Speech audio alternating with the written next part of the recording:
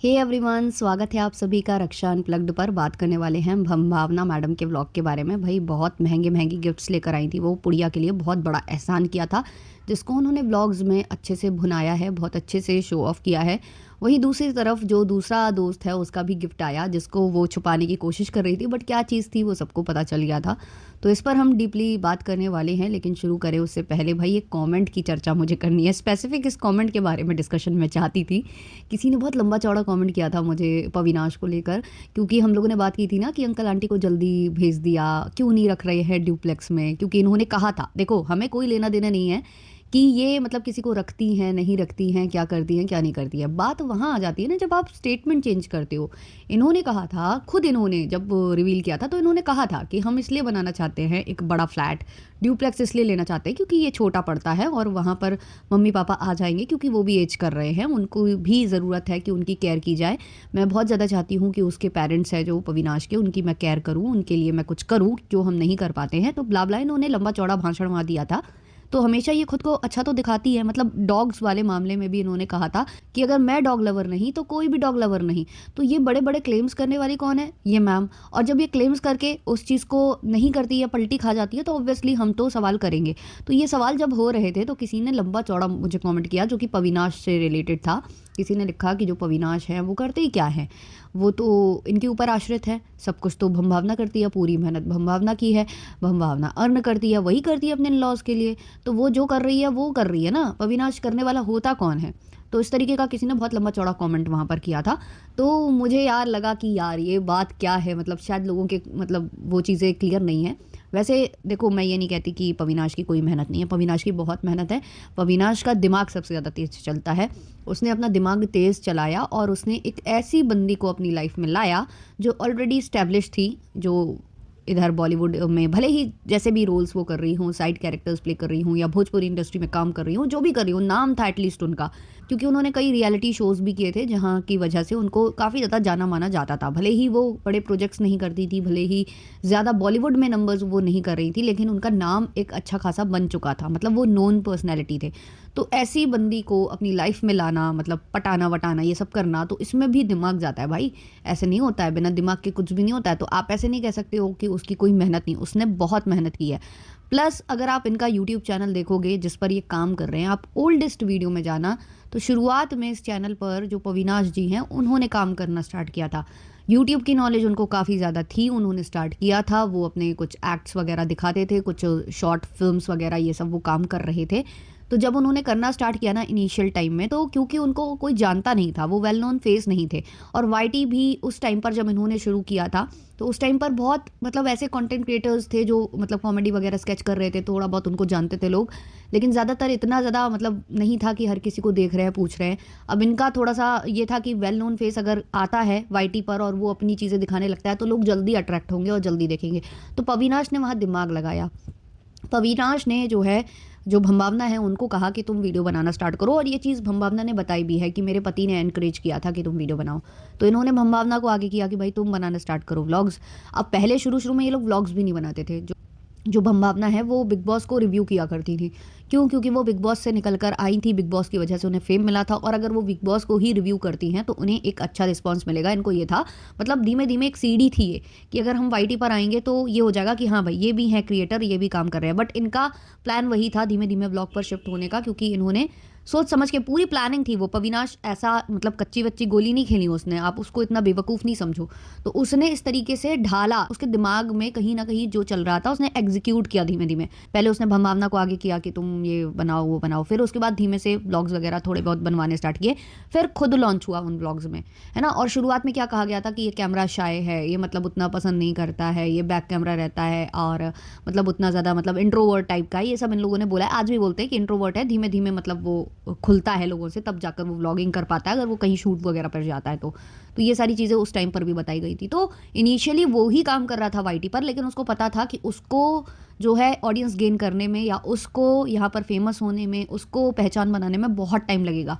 वहीं अगर जो भंभावना है वो करना स्टार्ट करेगी ये काम, तो वो एक ज़्यादा इजी स्टेप होगा, क्योंकि भंभावना को सब जानते हैं। तो उसको आगे किया और मास्टरमाइंड पूरा पविनाश है। और अगर अभी भी है तो मुझे नहीं लगता है कि अकेले मेहनत जो है भंभावना की है। बम भावना व्लॉग्स में आती है, अजीबोगरीब हरकतें करती है, जो भी एंटरटेन करने की वो कोशिश करती है। शुरुआत में मैंने कहा जैसे कि मुझे इनके व्लॉग्स बड़े पसंद थे, दोनों की जो खट्टी मीठी नोक झोंक थी वो अच्छी लगती थी। कोरोना का वक्त था, उस टाइम पर व्लॉग्स लोग देख भी रहे थे, प्रेफर कर रहे थे देखना कि कैसे लोग जी रहे हैं ऐसी स्थिति में, कैसे अपने आप को मैनेज कर रहे हैं, घर मैनेज कर रहे हैं, कैसे बाहर निकल रहे हैं, कैसे अंदर हैं, अंदर कैसे मतलब रह पा रहे हैं इतने इतने वक्त तक, जो क्वारंटीन वगैरह चल रहा था, जो भी चीज़ें थी वो व्लॉग में लोग देखना चाहते थे। बट ऐसा नहीं है, कैमरे के आगे अगर भावना थी तो कैमरे के पीछे जो है पविनाश की बहुत ज़्यादा मेहनत है, उसकी मेहनत को हम जाया नहीं जाने दे सकते भाई, ये बात पर तो मैं स्टैंड लूँगी पविनाश का। एडिटिंग का काम उसका, थंबनेल का काम उसका, बहुत मतलब उसने इवन वो बहुत अच्छे से दिखाता था कि हमें कहाँ जो है दिखाना है, भावना का जो नेचर है वो कितना हमें दिखाना है, कितना हमें दबाना है। शुरू में उसने बहुत एहतियात बरती है कि भाई ये चीज़ नहीं आनी चाहिए, इसका ये वाला साइड नहीं आना चाहिए, ये एंगर वाला साइड अगर बाहर आया या इसका गलत एटीट्यूड बाहर आया तो लोग बोलेंगे कि ये तो बदली नहीं, ये तो रियलिटी शो में जो दिखाया गया वो सच है। क्योंकि ये लोग तो हमेशा कहते थे कि वो वेल एडिटेड शो है, उसमें हमारी जो है गलत इमेज दिखाई गई, जब हम लड़ते झगड़ते थे वो ज़्यादा दिखाते थे, जो हमारी अच्छी इमेज थी उसको तो छुपा लिया जाता था। तो वो भी तो इनको आगे लेकर जाना था ना, तो शुरू में ये सब कुछ ऐसा चल रहा था। अब थोड़ा सा सिनेरियो चेंज हो चुका है, क्योंकि अब जो है इन लोगों को व्यूज़ की थोड़ी सी लत लग गई है, और अब इनको ये लगता है कि भाई ठीक है, बुरी साइड आए, लोग क्रिटिसाइज़ करें या जो भी हो, बस हमारे व्यूज़ आने चाहिए और अच्छे अच्छे डॉलर्स आने चाहिए। तो अब थोड़ा सा सिनेरियो चेंज हो चुका है।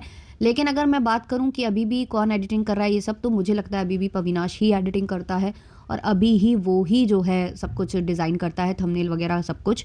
हाँ, बीच में ले लेते होंगे कोई एडिटर, लेकिन ज़्यादातर जो क्रिएटर्स होते हैं, जो ऐसे क्रिएटर्स होते हैं, आप सौरभ जोशी को भी देख लो, वो भी आज खुद अपने ही व्लॉग्स एडिट करता है। क्योंकि जो आपने क्रिएट किया है, जो आपने बनाया है, आपको पता है कि आपको कितना दिखाना है, कितना छुपाना है। एडिटर्स से वो नहीं होता है, गड़बड़े हो जाती हैं, चीज़ें चली जाती हैं। तो वो चीज़, ये जो बड़े क्रिएटर्स हैं बहुत सारे ऐसे होते हैं जो नहीं प्रेफर करते हैं कि ये चीज़ जाए। तो मुझे नहीं लगता कि पविनाश ऑल टाइम कोई एडिटर या कुछ रखता है, ये लोग खुद ही करते हैं, और अभी भी वो ही एडिटिंग वगैरह कर रहा है। और साथ ही साथ देखो उसने मेहनत की है, जो उसने मतलब प्लान किया था अपने जो भी दिमाग में, वो उसका एग्जीक्यूट अच्छे से हो रहा है। अब देखो वो YRF के लिए स्क्रिप्ट वगैरह भी लिख रहा है, सब लिख रहा है। तो नहीं यार, इसका पूरा क्रेडिट तो हम भावना मैडम को नहीं दे सकते हैं, पविनाश ने भी इक्वली मेहनत की है। और शायद अगर पविनाश उसको गाइड नहीं करता तो वो इसी में रहती कि उसे कोई स्टेज शोज़ मिल जाए, या फिर मतलब उसको ऐसे कोई रियलिटी शो मिल जाए, वो इसी में रहती, वो शायद इतना नहीं कर पाती उसके बिना सपोर्ट के। तो देखो भैया जहाँ सही हैं, भैया ने जहाँ मेहनत की है, तो भैया का हमको क्रेडिट नहीं खाना चाहिए, और ये नहीं कहना चाहिए कि अकेले जो है भावना की मेहनत है, भावना सब कुछ कर रही है। नहीं, ऐसा नहीं है, ये गलत बात है अगर ऐसा कहा जाए तो। दोनों की मेहनत है, दोनों इक्वली कंट्रीब्यूट करते हैं अपना अपना। अब हम आ जाते हैं वो फ्लॉन्ट वगैरह जो कर रही थी, जो ये पुड़िया के लिए लेकर आई थी।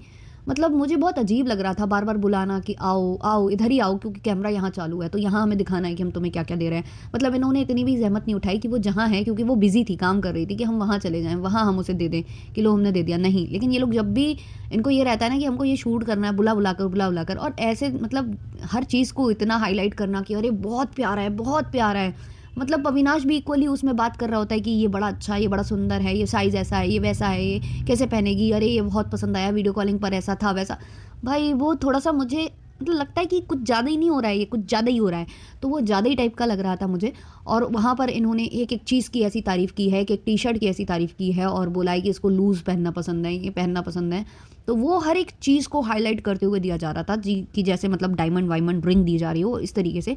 और बार बार ये जताना कि ये चीज़ें इतनी अच्छी हैं, इतनी अच्छी हैं, मतलब ये बताना कि इतनी अच्छी हैं क्वालिटी वाइज कि मैं भी ये सेम चीज़ लेना चाहती थी, मैं भी सेम चीज़ अपने लिए लेती, लेकिन मेरे साइज़ में अवेलेबल नहीं था ये। जबकि जब पुड़िया पहन कर आई है, अगर आप देखो काफ़ी लूज़ है उसको, तो मुझे नहीं लगता कि भावना को वो नहीं आते। और भावना तो आजकल काफ़ी ज़्यादा वेट लूज़ कर चुकी हैं, और वो तो देखो बेबी वाला जो वो कह रही थी कि उनके इन-लॉज़ बेबी वाली टी शर्ट ले आए, ये तो बच्चों का है, वो भी उनको फिट आ गया था। तो ये क्यों नहीं आता भाई? मतलब ये कैमरे पर ये हाईलाइट करना था कि भाई मैं जो लाई हूँ ना वो बहुत ही अच्छा है, बहुत ही अच्छी क्वालिटी का है। वो पहन कर आ गई, उसको मतलब पहली बात तो उसको जो है ऑर्डर दे दिया कि भाई आज तो तू ये पहनना ही पहनना, उसने पहन लिया। उसके बाद वो पहने हुए है, उसको टच कर करके फील कर करके बताना कि नहीं ये बहुत ही अच्छा है, बहुत ही एक्सट्रीम लेवल का अच्छा सामान मैं इसके लिए लेकर आई हूँ यार।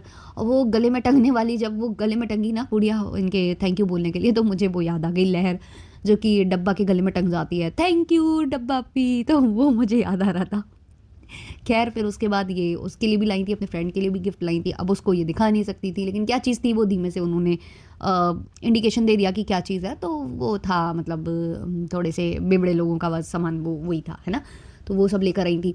फिर अगले दिन होली वाला व्लॉग आ जाता है और वो बोलते हैं कि भाई होली आज ही मन रही है मुंबई में। पता नहीं कैसे, मतलब वो पुड़िया तो कह रही थी कि कैलेंडर में ये है वो है।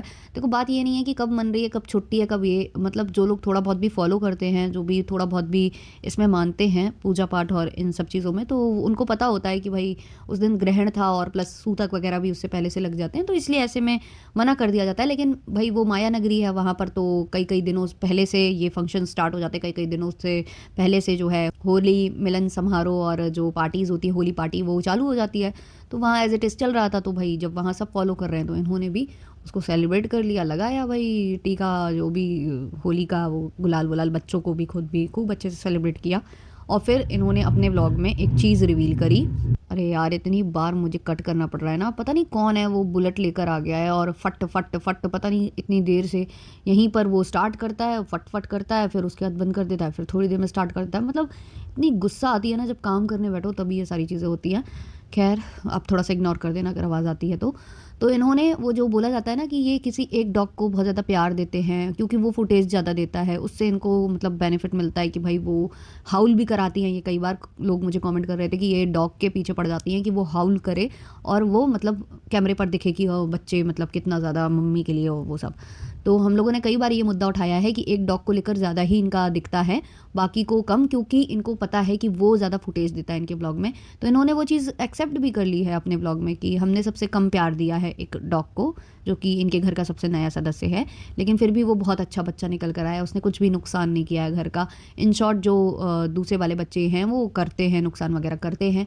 उन्होंने कई बार इनके ईयरबड्स कभी कुछ ऐसे किया है, पैंट एक बार इनकी जो बेटी है उसने फाड़ दिया था, तो वो चीज़ ये हाईलाइट कर गए अपने। इन शॉर्ट ये अपने ब्लॉग में सब एक्सेप्ट कर गए कि हाँ भाई जो एलिगेशन हम पर लग रहे हैं हम तो वो एक्सेप्ट कर रहे हैं कि हाँ भाई ये कम कम प्यार हमने इसको दिया, हमने इसको ज़्यादा दिया है, क्योंकि इसके आने के बाद से सब मतलब हम लोगों के जो दिन है वो चेंज हुए हैं। मतलब पहला ब्लॉग मैंने इनका तभी देखा था जब इनका वो बेबी आया था घर में, तो वो ट्रेंडिंग पर चला गया था, तो तब से फिर मैंने इनके व्लॉग्स देखना स्टार्ट किए। फिर मैंने पिछले सारे व्लॉग्स ऐसे मैंने देखे ना, दिन में इनके मैं इतने इतने व्लॉग्स दिख डालती थी, मतलब इतना मैं बोल रही हूँ, ये चीज़ एक्सेप्ट कर रही हूँ कि मुझे इनके फुल ऑन एंटरटेनमेंट वाले व्लॉग्स लगते थे। लेकिन फिर वो जब धीमे धीमे धीमे धीमे थोड़ा सा किसी और डायरेक्शन में चीज़ें जाने लगे या कुछ चीज़ें दिखने लगें जो कि एक्सेप्टेबल नहीं हो, तो उन पर बात ऑब्वियसली हम फिर करने लगे। चलिए ये वाला पॉडकास्ट इतना ही रखते हैं, अच्छा लगा हो तो लाइक शेयर सब्सक्राइब हाइप कर देना। चलिए मिलते हैं नेक्स्ट पॉडकास्ट में, तब तक के लिए बाय बाय।